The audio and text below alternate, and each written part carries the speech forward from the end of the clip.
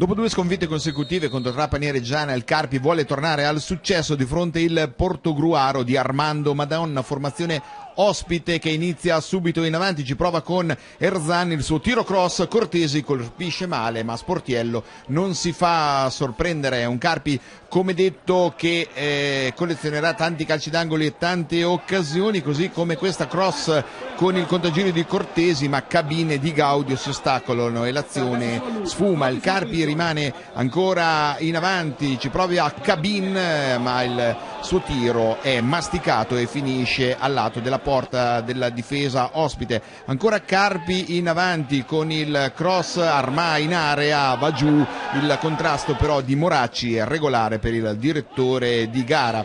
Allora ci prova anche Capitan Perini dalla distanza, il suo tiro è poi corretto in calcio d'angolo. Come detto, 14 i tiri dalla bandierina, poi ci prova Pasciuti con il pallone che non sorprende Tozzo, il portiere del Portogruaro, che alla fine sarà il miglior uomo in campo. Come detto, il Portogruaro arrivava a Carpi con l'intento di portare a casa un risultato utile. 0-0 il primo tempo. Nella ripresa ancora senza soluzione di continuità gli attacchi del Carpi, ci prova Pasciuti, la sua conclusione per poco non beffa il portiere del Portogruaro, che però con un colpo di reni riesce a smanacciare in fallo di fondo. Poi il nuovo entrato Melara, arrivato dalla Regina, vedete il suo tiro cross, davvero molto buono l'impatto del laterale, non ci arriva Armà per un pizzico.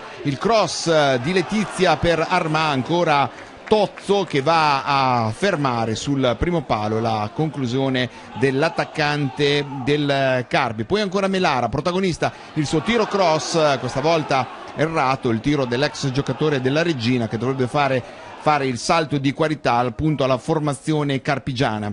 Ci prova allora ancora la formazione del Carpi con questo colpo di testa di Armà, il pallone sul cross di Sperotto finisce fuori. Poi è un assalto appunto del Carpi negli ultimi minuti, Potenza, la sua conclusione ribattuta sulla linea, poi dopo il pallone rimane in area, Terigi di testa non riesce a trovare il colpo che avrebbe potuto dare i 3 punti. Calcio di punizione, Perini, uno specialista, fornita la barriera del Portogruaro che riesce a deviare di quel tanto il pallone che non sorprende l'attento Tozzo. Poi ancora Melara, il cross dalla destra, Concas, la sua deviazione, Concas che era stato espulso nella gara di andata, cercava la via del gol. Siamo nei minuti finali, ci prova Di Gaudio dalla distanza, ancora Tozzo attento, poi l'assalto del Carpi nei minuti di recupero, vedete ancora la formazione biancorossa vicino al gol, poi Potenza dalla distanza non trova la via del gol negli ultimi 3 minuti,